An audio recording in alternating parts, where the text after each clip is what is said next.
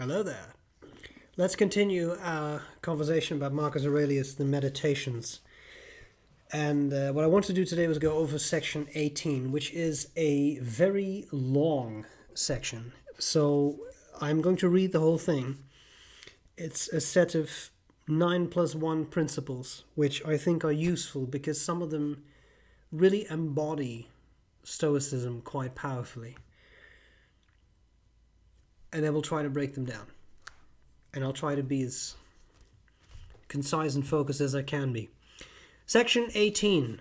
First, how do I regard my relation to them, and the fact that we were all born for each other, and, turning the argument, that I was born to be their leader as the ram leads his flock and the bull his herd. But start from first principles. If not atoms, then nature governing all. If so, then the lower in the interests of the higher, and the higher for each other. I have just decided that, contrary to my previous announcement, I think it makes most sense to go over these one by one. Otherwise, there's a lot of reading. So, it's an interesting thought, I think, of remembering Marcus Aurelius was a Roman emperor. He was, by divine right, to be the Romans' leader. So that I was born to be their leader as the ram leads his flock and the bull his herd, etc. Right? In other words, I think personally that the first sentence is a bit more interesting. The fact that we were all born for each other, right? I think that's an important argument to bear in mind. There is a lot of polarization in our current day and age, and I think it is a very good viewpoint to remind yourself once in a while that we were all born for each other. We are all human beings, irrespective of skin color, religious creed, nationality, culture, etc. And I think here Stoicism really embodies the principle of being a citizen of the universe, right? Work together, collaborate, don't work against each other. Also, by the way, a very nice sentence of, but start from first principles, if not atoms, then nature governing all. Right? If it is not a lack of gods, then there may be gods. If it's not the little constituent parts, there are no gods. It's just a matter of atoms, and there is nothing beyond that, right? That governs us. But if it is not that, then nature, where of course, again, in the Stoic sense, nature is the organized unity of the universe, the logos. A very interesting way to think about it, right? Either it is a god or gods, or it's nothing, but irrespective of that, right? If so, then the lower in the interests of the higher, and the higher for each other. Well, it's a bit hierarchical. Moving on. Second, what sort of people they are at table, in bed, and so on. Most of all, what sort of behavior their opinions impose on them, and their complacent pride in acting as they do. Again, try to put yourself in the perspective of the other person. What makes them tick? Why are they the way they are? Sometimes people are the way they are. It's a nice way to put it. What sort of behavior their opinions impose on them, right? People's behavior is guided by what they believe. Sometimes people believe different things from you, and that's okay. As long as nobody gets hurt, that's okay. So, not dealing with extreme cases where people might get hurt, remember, again, the Socratic principle of nobody does evil willingly. People do what they think is best at that point for them. And unfortunately, what is best for them does not always align with what is best for you at that point. And of course, you can have discussions about, but then what about serial killers? But these are very extreme cases. Again, I like to look at Stoicism as something that I can apply in my everyday life, and I don't deal with serial killers on a daily basis. I deal with people who cut me off in traffic, or who barge a queue, or who annoy me in other ways, smaller ways, the ways that we deal with in everyday life. Third, if what they do is right, no cause for complaint. If wrong, this is clearly out of ignorance and not their wish. Again, you don't do evil willingly. You do what you think is best at that time, and that might be out of ignorance. You may not understand specific scientific principles, and as a result have issues with, say, vaccination. Just as no soul likes to be robbed of truth, so no soul wants to abandon the proper treatment of each individual as his worth deserves. At any rate, these people resent the imputation of injustice, cruelty, selfishness, in a word, crimes against their neighbors. It's a nice statement. Fourth, you yourself have many faults and are no different from them. If you do refrain from some wrongs, you still have the proclivity to them, even if your restraint from wrongs like theirs is due to the fear of pursuit of public opinion or some other such poor motive. I think that one is a very good thing to bear in mind as well. At the end of the day, you are definitely not flawless. I am definitely not flawless. We do what we can, and if Stoicism is the way that you choose to go, you try to do as well as you can, but along the way you will mess up. It's unavoidable. It's just how we are. And remember, at the end of the day, it is about progress, making fewer mistakes, avoiding falling in the same traps again and again. Fifth, you are not even sure that they are doing wrong. Many things are done as part of a larger plan, and generally one needs to know a great deal before one can pronounce with certainty on another's actions. Again, I think that's a very powerful way. You don't know fully what's going on in someone else's mind, if you know anything at all. If you can take into account that there may be a lot going on in that person's life, that what they're doing is part of a larger system of beliefs or current circumstances they're going through, you might become a bit more sympathetic towards what they are doing and why they're doing that. Sixth, when you are high in indignation and perhaps losing patience, remember that human life is a mere fragment of time, and shortly we are all in our graves. That, I think, we have talked about this a couple of times, because this kind of sentiment features quite largely in the work of Marcus Aurelius. He keeps coming back to these things. Life could be over at any point, etc. But I think that is a very powerful thing to remember. Remember that human life is a mere fragment of time, and shortly we are all in our graves. Yes, it was annoying to, again, stick to an everyday example, that person cut you off in traffic. 70 years from now, you're both dead. Does it really matter in the grand scheme of things? And some people find that confrontational to think about things in that way. I think it's a very powerful and natural way to think about things this way. You will not live forever. So, instead of letting that relatively small thing distract you, don't be worried by it or bothered by it. Now, of course, the real trick lies in knowing what the small things are you shouldn't worry about and the large things that you should worry about. But that, let's be fair, you know. I think everybody knows what things warrant some more concern in their lives. Seventh, this is the beautiful, I love this statement so much. Seventh, it is not their actions which trouble us, because these lie in their own directing minds, but our judgments of them. Well, remove these judgments, make up your mind to dismiss your assessment of some supposed outrage, and your anger is gone. And how to remove them? by reflecting that no moral harm is caused you. If moral harm were not the only true harm, it would necessarily follow that you yourself are guilty of causing much harm and become a robber, a rogue. Remember, this is one of the most powerful lessons that Stoicism has taught me. It's not the thing that bothers you, but it's how you think about that thing.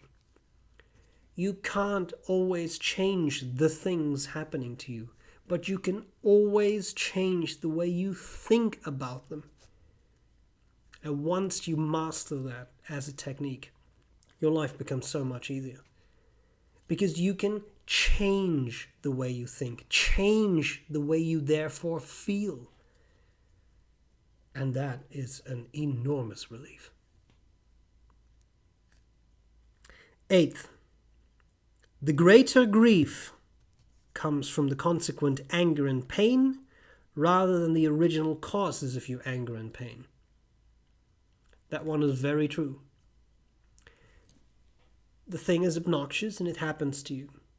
But if you keep fuming, if you keep thinking about it, if you keep reactivating the annoyance, frustration, anger, not to mention the anger itself that thing caused, that is what's really doing the damage. That is what is ruining your day, your relationships with others, your whatever it may be, right? The way other people look at you. To what degree that's your concern is a whole different matter, right? Because that's also part of Stoicism. What other people think of you, that's not within your control. Anyway, it's that anger that lingers, the frustration that lingers, the sadness that lingers. That makes it hard because that is what is destroying your mood. That is what is destroying your psychological and emotional equilibrium, which makes things so difficult, right? Not the thing, but how you respond to that thing. We're almost there. This is a slightly longer 2 paragraphs. 9th, kindness is invincible. Kindness is invincible if it is sincere, not fawning or pretense. What can the most aggressive man do to you if you continue to be kind to him? If, as opportunity arises, you gently admonish him and take your time to re-educate him at the very moment when he is trying to do you harm. No, son, we were born for other purposes than this. There is no way that I can be harmed, but you are harming yourself, son. And show him delicately how things are, making the general point that bees do not act like this, or any other creatures of gregarious nature. But your advice must not be ironical or critical. It should be affectionate, with no hurt feelings, not a lecture or a demonstration to impress others, but the way you would talk to someone by himself, irrespective of company. I think that's a very nice way to look at things as well. And this is a very difficult one. Kindness is invincible. I had to think about this the other day. I had to pick up a parcel. It was at a location of Staples, and it's not the greatest setup they have because it's a desk where you can go if you want to get stuff printed. It's also a creator space. You can print photographs from a little kiosk here with your phone and such. And then there is the pickup and shipping point for DHL and FedEx, I think. I had to pick up a parcel. There was someone in line in front of me. He was shipping something, and for some reason it was very complicated. It took over 10 minutes. I mean, actually 10 minutes, which feels like a very long time when you're standing around waiting for someone. And it just took incredibly long. And the address had to be entered 3 times, and everything was complicated. There was only one employee of Staples working there. Then there was someone trying to print pictures. And there were people trying to print something with some of the printers they have there. So I'm standing in line, and basically there are things happening at 3 points. And initially I got a little annoyed because I thought to myself, oh, well, this is taking forever. I'm just here to pick up a parcel. Give me my freaking parcel. I'm out, that kind of stuff. But then my attitude changed. And the reason it changed was that I thought, well, this employee is actually doing what she can. And right as I was thinking that, she had to walk past the lady who was working with the photo kiosk. And she said, oh, I have a question. And this employee said, yeah, I'm sorry, I'll be right there, but I'm just helping this gentleman, which was the person in front of me trying to send the difficult parcel. Then she comes back, and at that point, someone comes walking up all the way from the photocopiers, the printers, and said, yeah, I know you're really busy right now, but can you come over there as soon as you're available, because I can't get this printer to work. So the poor employee says, yes, I'm sorry, I'll be right there. And then she gave me a look, and I kind of smiled, which was useless, because I was wearing a mask, because it's COVID. But she did everything. She finished with the first customer. She quickly walked over to the lady at the printer. And then it's quite a large desk, from quite a bit away, she looked at me and she said, I'm sorry, sir, I'll be right there. And I said, that's okay. She finally came up. The lady with the photo kiosk at this point had left. She came up to me and she said, I'm so sorry for your wait. And it was clear that she was a little nervous. And I said, that's okay. Don't worry. I understand you were very busy. There was a lot going on here. And she kind of laughed. She said, yeah, I'm so sorry. And I said, look, I'm just here for a parcel. I already have, look, here's my ID. I have everything ready, And she was very relieved. It was obvious that she was relieved. And that made me feel bad, because I thought that just illustrates probably the kind of abuse that employees at a place like that get. But I also realized, I want to point this out, because it's not that I'm a saint. Back in the day, these kinds of things would have made me very frustrated. And I might have been curt with her, or maybe even snappy. And I was happy and proud to see that I had made this change. That now I was calm. There was an initial flash of frustration, which I think is pretty normal in a situation like that. But I was able to think, no, it's okay. It's okay. This is not something that's worth being frustrated about. And everything worked fine. Kindness is invincible. She felt good. I felt good. Everybody happy. Very important point. It's not always easy. The post office is hell. But kindness is invincible. Keep these 9 points in your mind. Take them as gifts from the Muses. And begin at long last to be a human being while life remains. You should avoid flattery as much as anger in your dealings with them. Both are against the common good and lead to harm. In your fits of anger, have this thought ready to mind, that there is nothing manly in being angry, but a gentle calm is both more human and therefore more virile.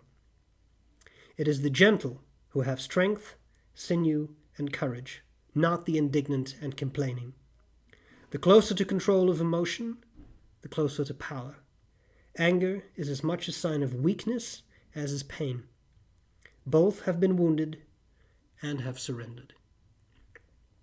Now, if you will, take a 10th gift from the leader of the Muses. The thought that it is madness to expect bad men to do no wrong. That's asking for the impossible.